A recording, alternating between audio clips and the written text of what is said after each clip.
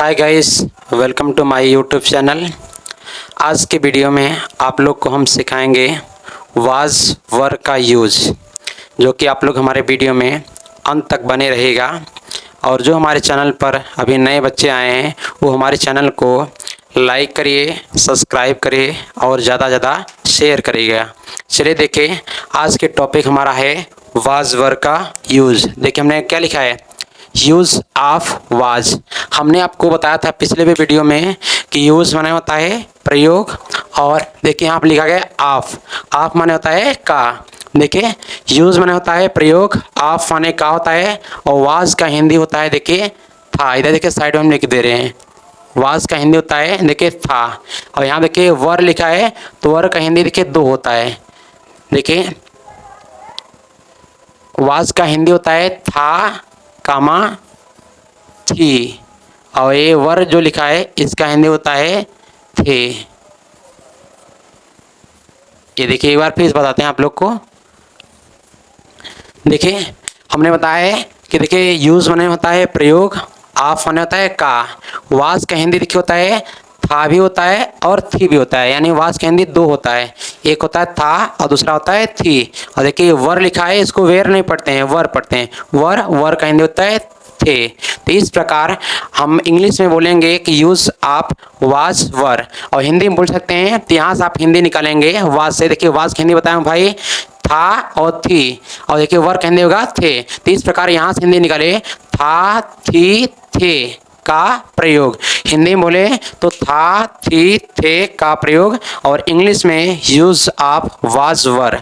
देखिए किसी भी यूज़ या टेंस को बनाने से पहले हमको उसको पहचान को मालूम रहना चाहिए, और उसके नियम को मालूम रहना चाहिए, फार्मूला मालूम रहना चाहिए, तभी हम उसको कर पाएंगे, अन्यथा नहीं कर पाएंगे। देखिए हमने यहाँ पर देखिए क्या लिखा है, पहचान।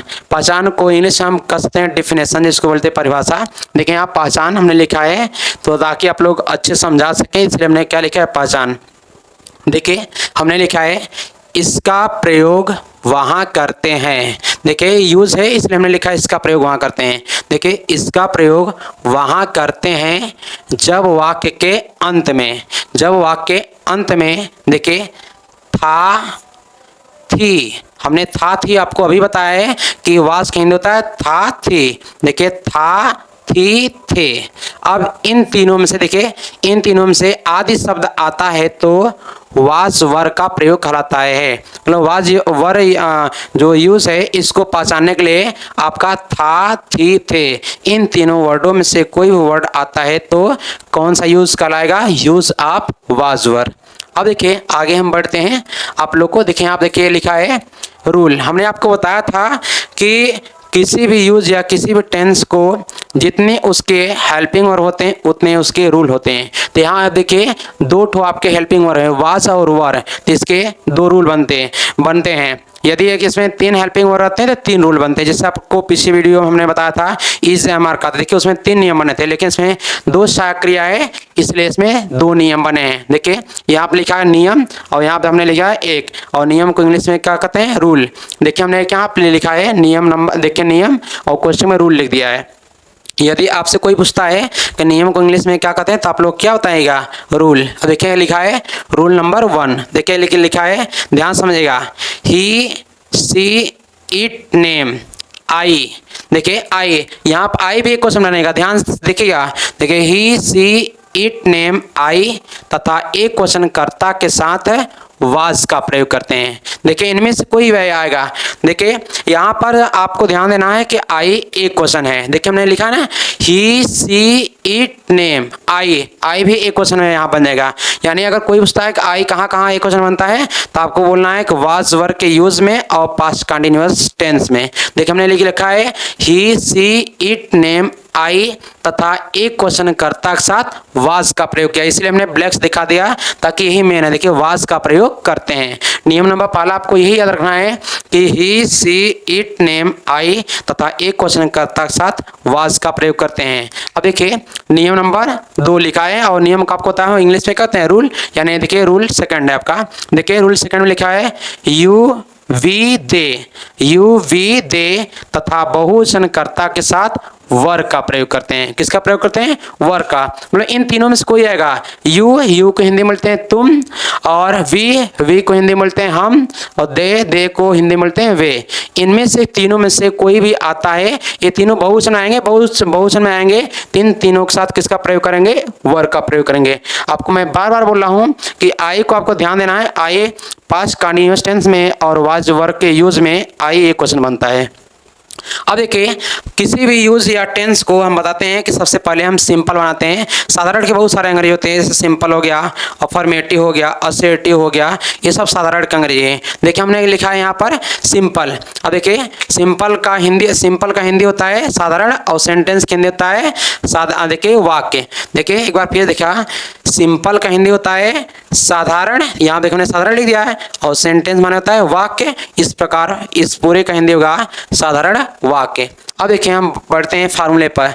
हमने अभी आपको बताया है कि किसी भी यूज या टेंस को हमको पढ़ने से पहले उसके डिफिनेशन को, उसके रूल को, उसके फार्मूले को याद रखना चाहिए, तभी आप कर पाएंगे। देखिए हमने आपको अभी सिखाया है पहचान, और पहचाने कैसे? जब वाक्य में था, थी, थे, इन तीनों में से कोई भी आता है तो वाज वर्ब का प्रयोग कराएगा। ये दोनों नियम हो गए। अब देखिए फार्मूला है। अब देखिए इस फार्मूला को समझेंगे, फिर एग्जाम्पल पर तुरंत आ जाएंगे। देखिए फार्मूला में लिखा गया है सब्जेक्ट। सबसे पहले आप क्या लिखेंगे? सब्जेक्ट, फिर वाज वर। यदि आपका जो सब्जेक्ट है एक क्वेश्चन रहेगा तो एक क्वेश्चन का हेल्पिंग वर्ब क्या लगाएंगे? वाज। और यदि सब्जेक्ट हमारा बहुवचन का है तो बहुवचन का हेल्पिंग वर्ब वर लगेगा, फिर अदर वर्ड यानी अन्य शब्द। ये देखिए आपका फार्मूला हो गया। आप एग्जाम्पल पढ़ते हैं। देखिए एग्जाम्पल आप सिखाते हैं आप लोग को।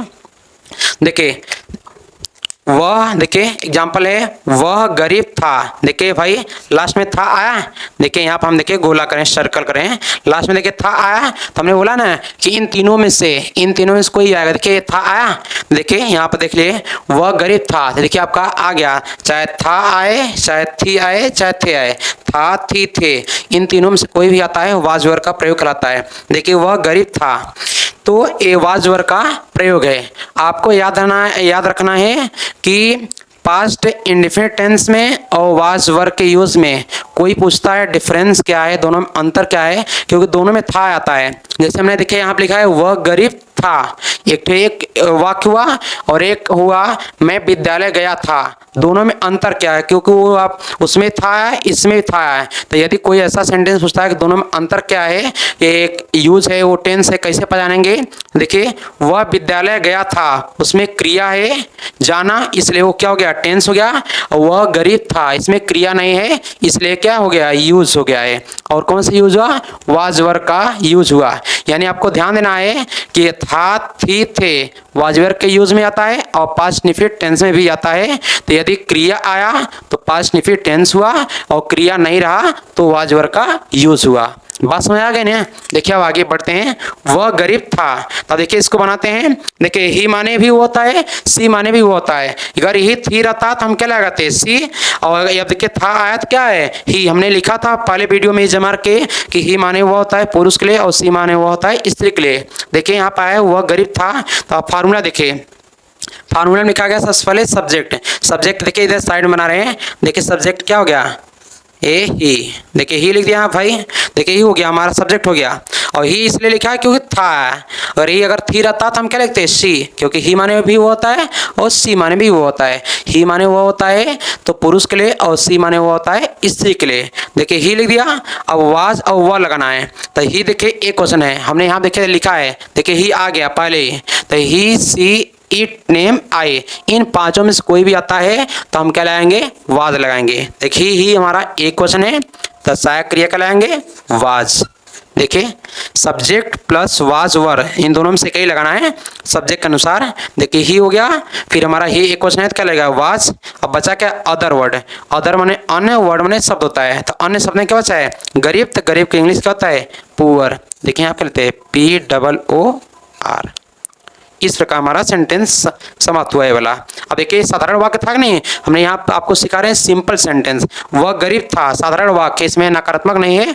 देखिए ही वाज पुअर। अब देखिए अगला पढ़ते हैं। तुम बहादुर थे। देखिए यहाँ पर लास्ट में देखिए थे आया, देखिए लास्ट में थे आया, देखिए ए या, देखिए लास्ट में थे आया है, तो ये किसका प्रयोग है? वाज वर्ब का। तो सबसे पहले इसमें भी क्या लिखना है? सब्जेक्ट। तो सब्जेक्ट क्या है? यू, देखिए YOU माने तुम। अब देखिए यू क्या है, बहुवचन है, यहाँ आप देख सकते हैं, देखिए यू, यू, वी, दे, इन तीनों में से कोई भी आता है तो इनके साथ वर का प्रयोग करेंगे क्योंकि बहुवचन है।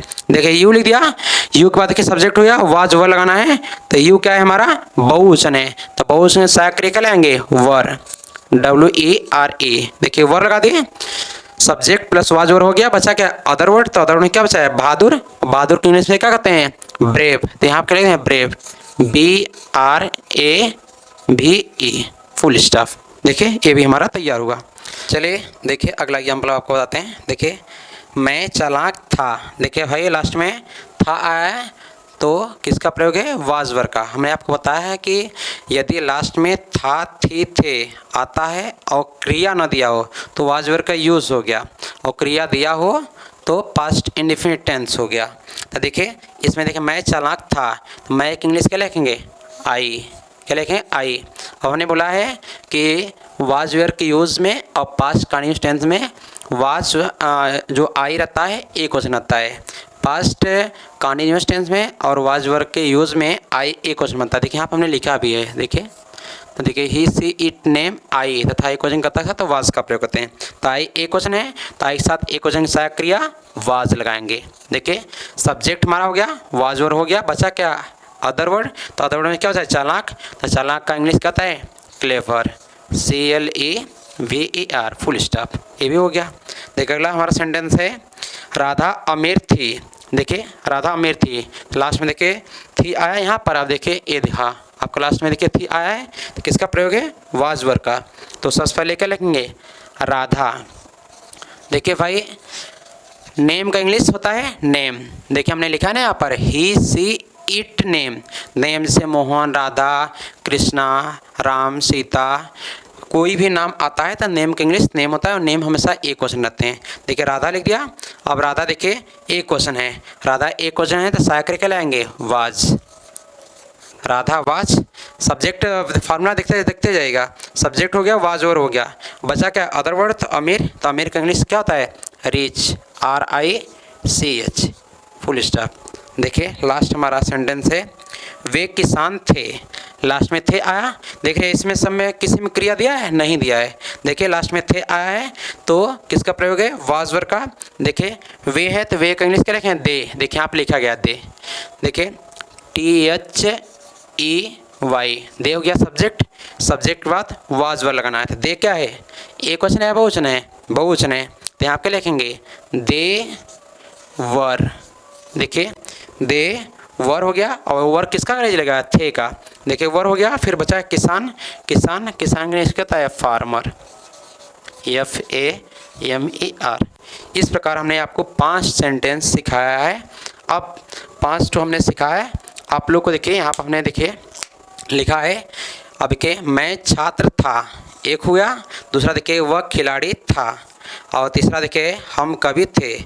इन तीनों सेंटेंस को आप लोग मुझे कमेंट में इस ट्रांसलेट बना करके, इन सब का कमेंट में आप लोग ट्रांसलेट बना करके कमेंट हमको करिए।